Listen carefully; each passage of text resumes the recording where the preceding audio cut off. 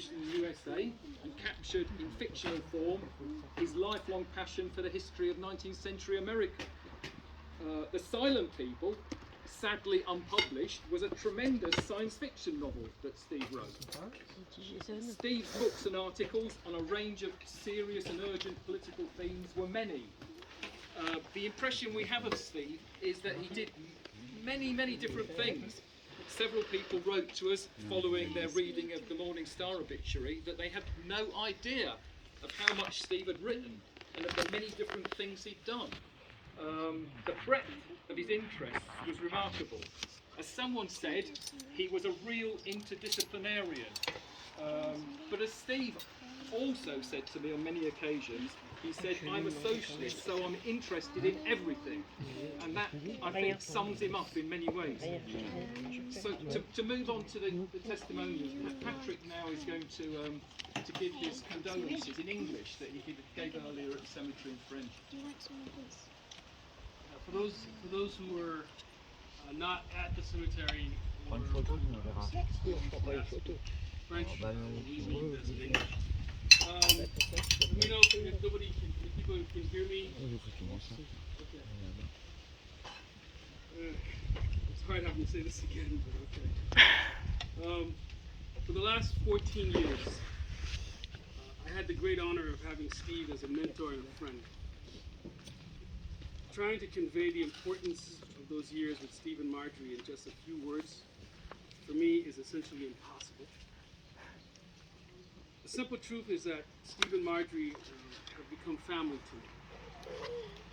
The hours spent here in Brewer with them, discussing the finer points of Marxist and Gramscian theory, will be missed. However, what I will miss the most are countless joyful moments darting all over the Bois and Cher Valley to the latest brocante, chateau, cultural events, blues bar, a local artist party. We're discussing the importance of Star Trek. It's important. Or the latest academic lecture on physics, astronomy, biology, or art while drinking gallons of tea. Somehow or another, they made a sleepy town in the middle of France the most exciting place to be for me. From the beginning, when I first met Steve at the university, I knew I wanted him to be my academic advisor. That certainty for me was because of his intelligence, his wit, and sharp and biting critique of all things unjust in this world. He was never afraid to speak his mind or call out your BS to your face.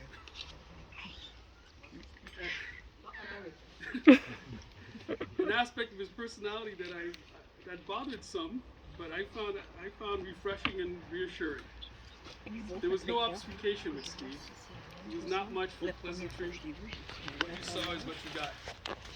What that meant to me is that you always knew where you stood with Steve. It is that integrity that I admired about him and cherished the most. He lived his convictions, a trait that is rare in our world today. His untimely passing has left me with profound sorrow, but at the same time a deep appreciation for all that he has done for me and others.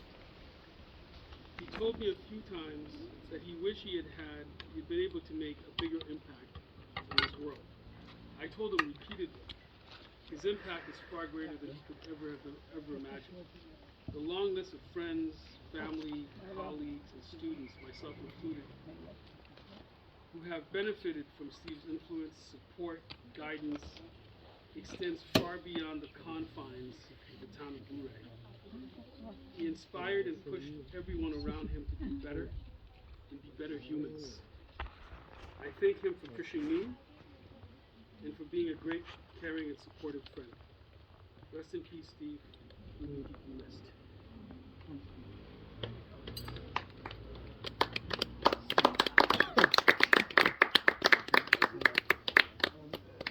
Now Stephen is going to read the contribution that has been sent to us by David, Steve's brother.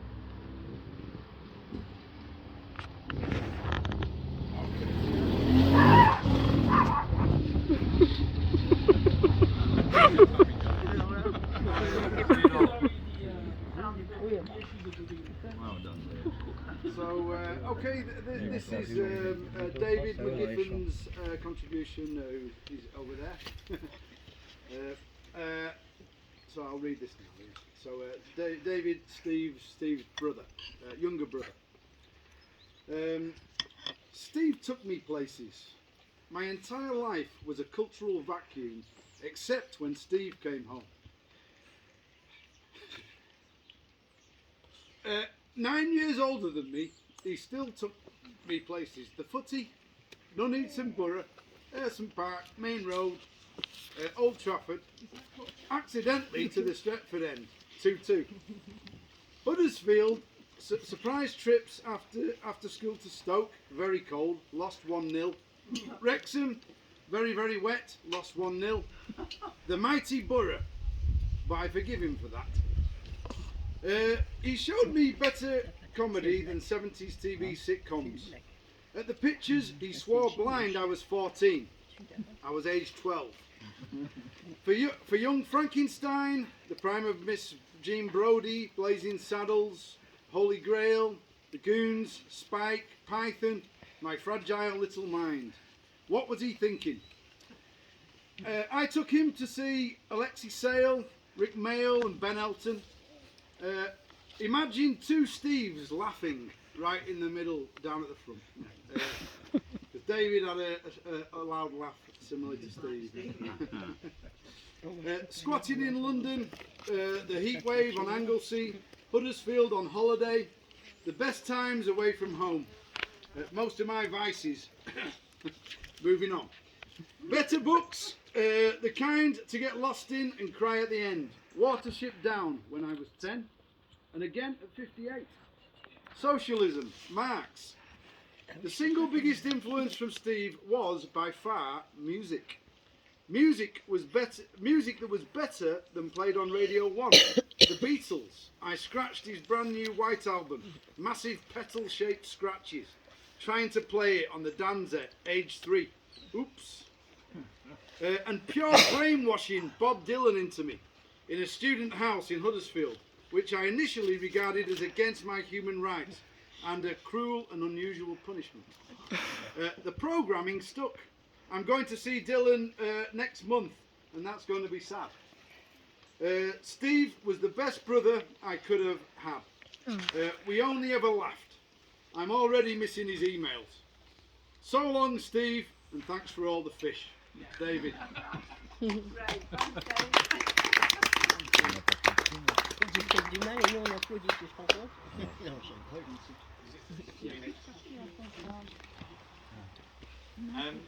So this is a contribution from Teeny Cox, who is currently senator, isn't he? Senator in the Socialist Party of the Netherlands. He was a very close colleague, comrade of Steve for many years, particularly when he was in Belgium, but even later as well. Anyway, he says, I had the honour and great pleasure to work with Steve over such a long period. Steve has been a tremendous support in the development of the Socialist Party's international policies and activities. He worked with us in the European Parliament and the Parliamentary Assembly of the Council of Europe. He took care that our ideas were properly and effectively communicated in English to other left and progressive comrades and friends in Europe and worldwide. We were grateful for his initiative to create Spectre, and we were glad to be of help in editing, printing and distributing this unique internationalist magazine. We are also tremendously grateful for Steve's beautiful translation of Jan Marijnesson's book, Enough, A Socialist Bites Back, which was in Dutch originally. Also, because of Steve's most creative translation, Tony Benn then called it the best book on socialism in years. I told Steve several times that I liked his English version even more than the already excellent Dutch original, and the Greek Archeta version and other translations. Thanks to Steve's great translation of Jan Marijnesson's analysis of neoliberalism and the need for a socialist alternative, a broad and diverse public was reached and hopefully inspired. Steve McGiffen was a most original socialist thinker who gave his best to keep the hope alive that there have to be alternatives for dead-end neoliberalism and brutal capitalism. Ils étaient jeunes. Therefore, we all owe him a Ça, lot. c'était un vrai couple qui s'est Steve was more than that to me. A gentle, Puis ses fils qui sont pas les siens, comme ils sont aussi. most pleasant friend and inspiring comrade who I will miss dearly. Dear Marjorie, dear family, you now will have to live with this great loss. Steve loved his family and were of tremendous importance to him. I hope you'll find some consolation in all the memories and knowing how much he meant to so many others as well.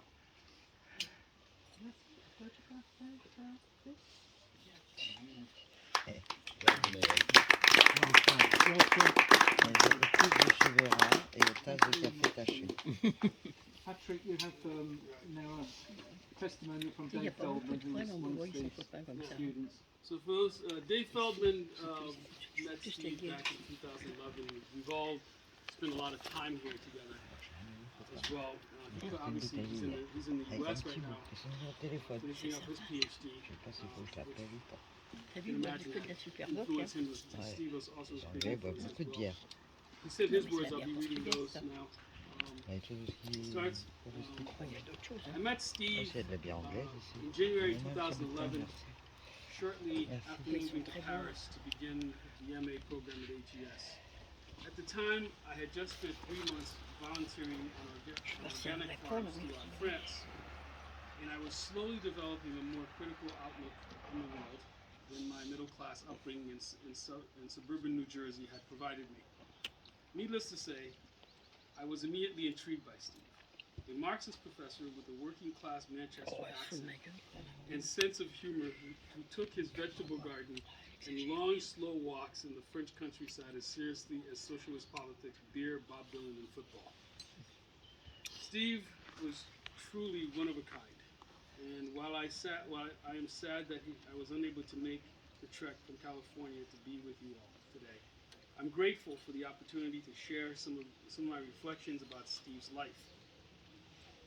Within a month of my arrival in Paris, Steve had invited me down to see his and Marge's place in the countryside. It was an invitation that I readily accepted, although I must sheeply admit that my ego was slightly bruised when I realized that Steve regularly invited most of his students to the wedding to make progress on their thesis and just get away from the hustle and bustle of Paris, and not just me. But even though I was far from the first actor to ever set foot in the McGiffen home, I quickly came to consider Steve a real friend.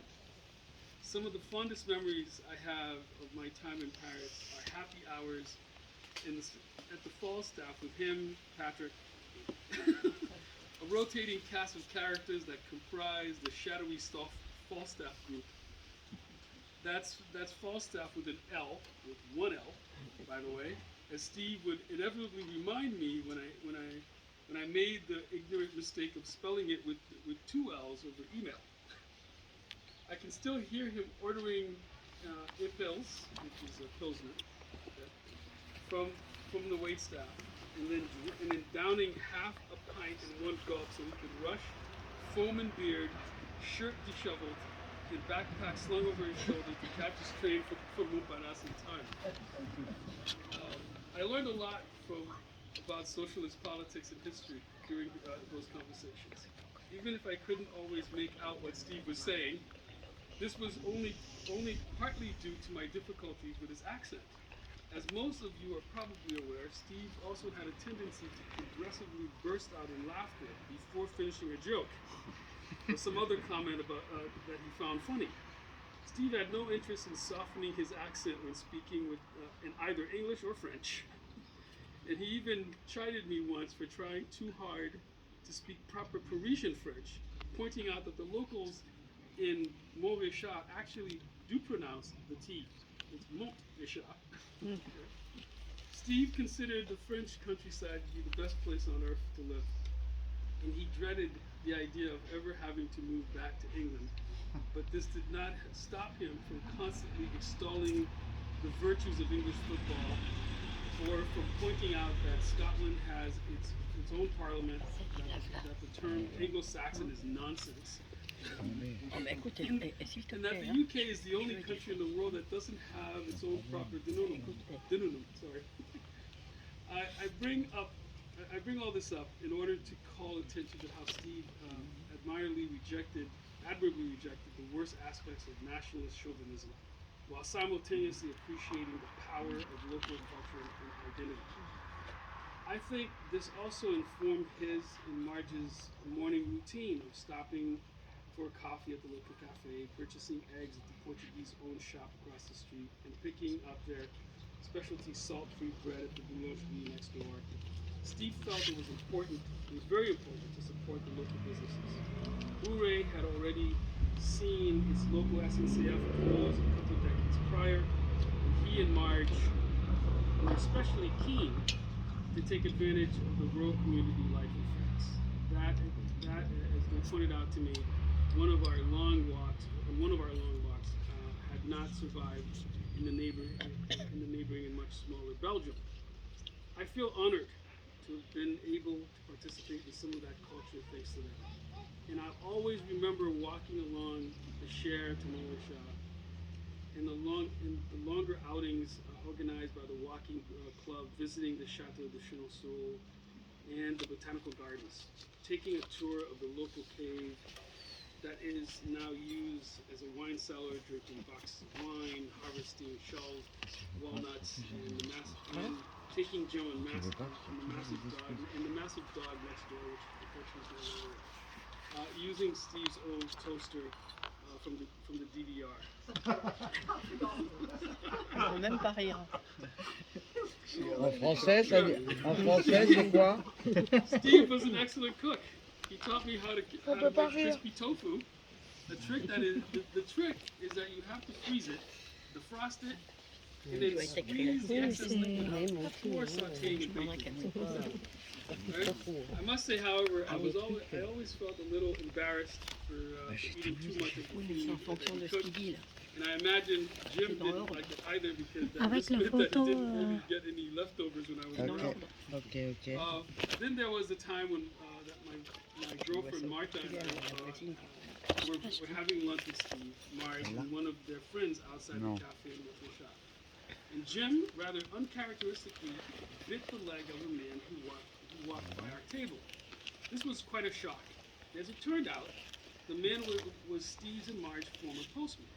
Marge was, of course, extremely apologetic, but Steve, frankly, didn't seem upset by it. As he explained to us later, the postman had apparently not been supportive when his union had been trying to go on strike several years back.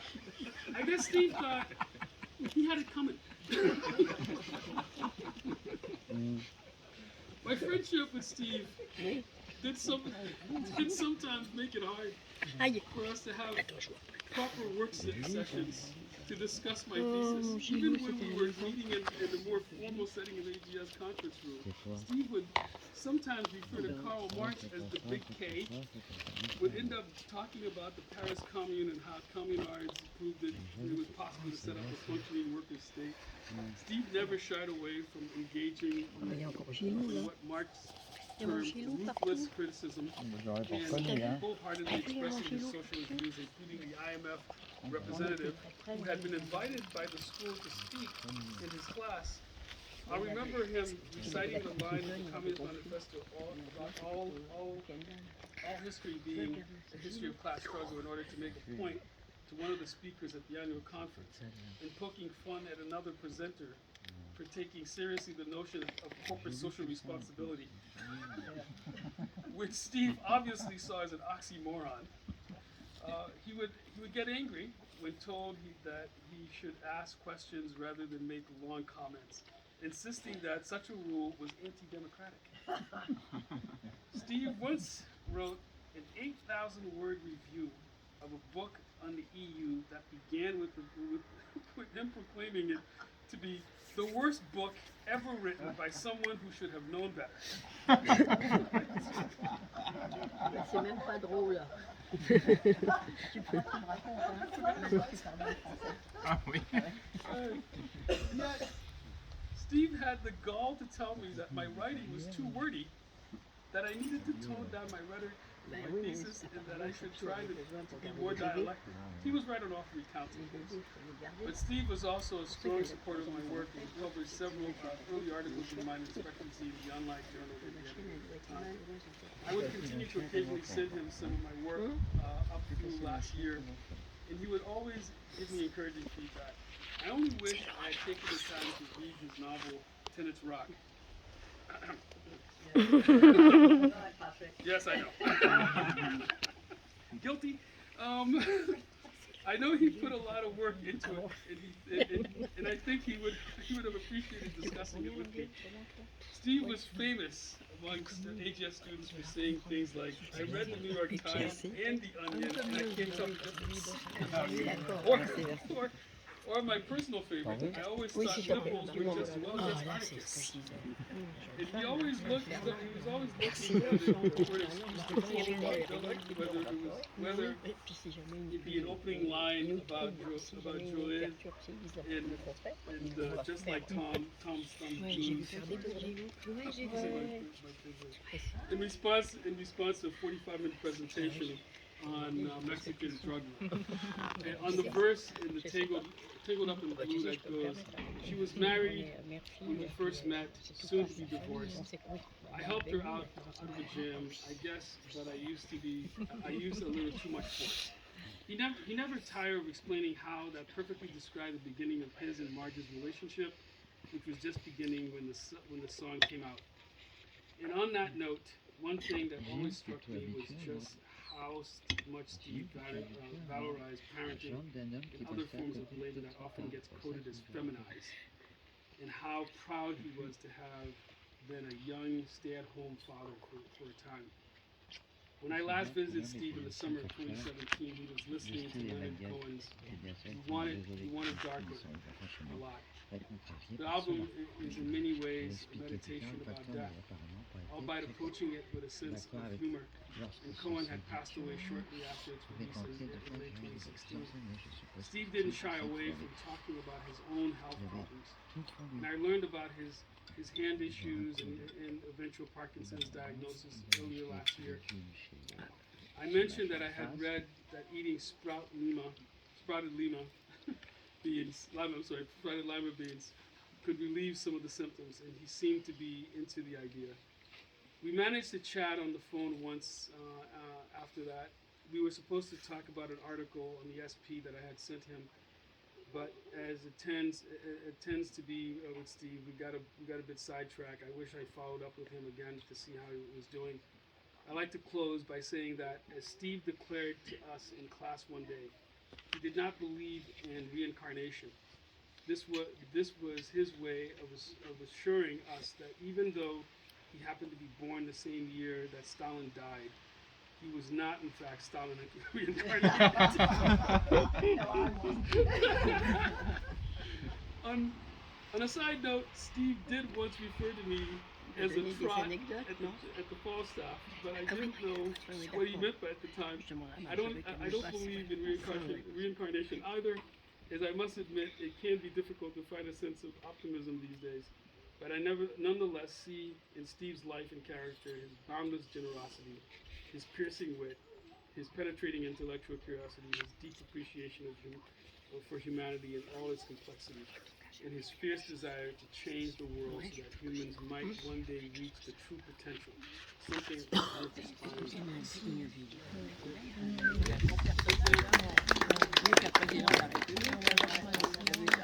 I've just got one more short testimonial to read, and this is from Diane Keeley-Edwards, who was Steve's PhD supervisor back in the 1970s. She wrote of her shock at reading of Steve's death and of being overwhelmed by feelings of affection, admiration and much more. She says, "I have been so upset at losing such an extraordinarily talented, kind and delightful friend and ex-student. Steve was my first PhD student, and from the first time I met him, we began to understand each other surprisingly well and to like each other a great deal. This was just the early days for his development as a truly impressive historian. but also someone entirely committed to politics on the left, which was going to take him on a fascinating intellectual and emotional journey. I knew he was one of the few genuinely interdisciplinary people I was ever likely to meet. And when he sent me a copy of Tennant's Rock with an inscription I have valued ever since, it was such a pleasure to read a very good novel set in the country which I had studied for years. That's the final of our testimonials. We just want to now ask if there's anybody.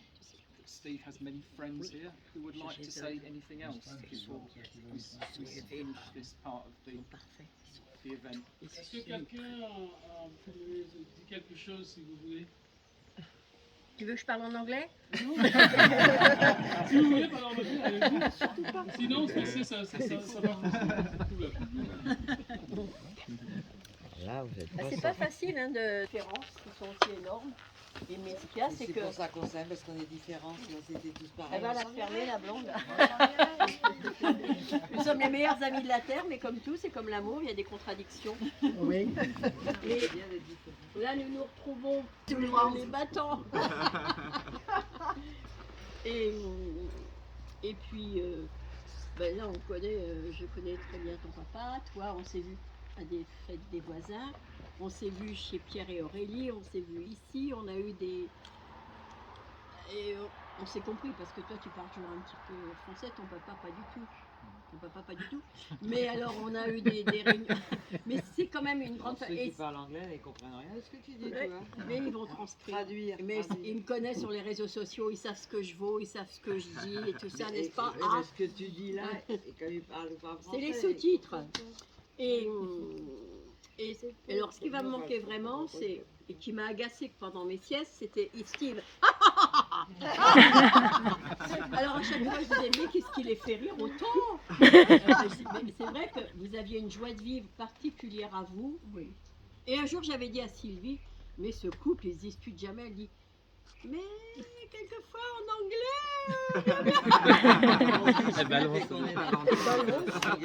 Non, mais c'est pas toujours dans notre langue maternelle, tout le temps, de toute façon.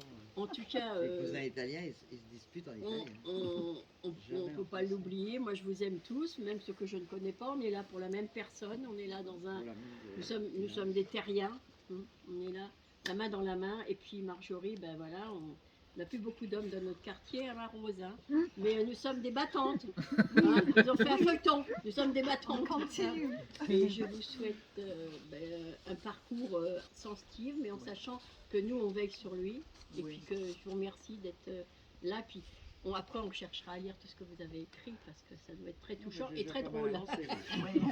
Je vous embrasse de tout cœur et toute l'équipe du quartier aussi. Hein. Et même les propulsés de l'équipe. Nous avons la haute société. Voilà. Merci. Merci. Merci, Sacha. Anybody else? Would anyone else like to say anything? Oh, Emily. Over here, stand over there so we can see. Could you stand in front of camera? Here? There? Okay. I'll do this. Yeah.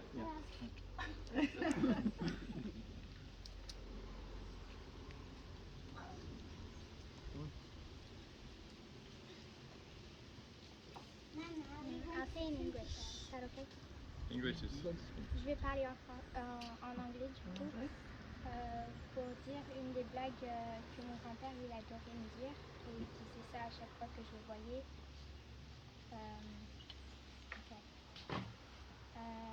So I'm gonna tell one of Granddad's jokes. Well, two. I'm sure you would know them. Yes. Say it louder. Say it louder. Does anyone who knows who wrote the book The Edge of the Cliff? Who was that? I leaned over. And then someone very famous wrote the book The Haunted House. Do you know who it is? No. No. You go first. Can you do me in French as well? That doesn't work in French. Of course it doesn't actually. Oh, Marjorie fait un effort. Emily peut traduire mieux que moi. Ah, d'accord. C'est Des choses un qui peuvent jeu pas de se mots. traduire d'anglais en français, il n'y a pas le même humour. Déjà. Oui, c'est ça. Non, parce que c'est un jeu de mots et ça ne Voilà, marche et- pas. Ils ont l'humour, les Anglais? Oh, Mais mais... il est béni quand même. Que Steve. Il avait de l'humour. And I just want to say that I miss him, Mais and he always stays.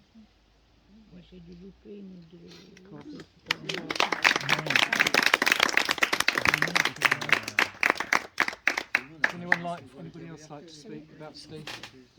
In English or in French? A short or a long contribution? Okay, so la musique. Okay. Just before we go, we're planning on or hoping to have a streaming of Stephen and Ben and perhaps someone else performing a bit of music later on. But music Steve would have liked and appreciated. So we're going to start that about 4:30. If you want, if you're out there on the Zoom, if that's the way to put it, come back sometime between 4 and 4:30, and we may have something to listen to. All right. Thank you. Thank you.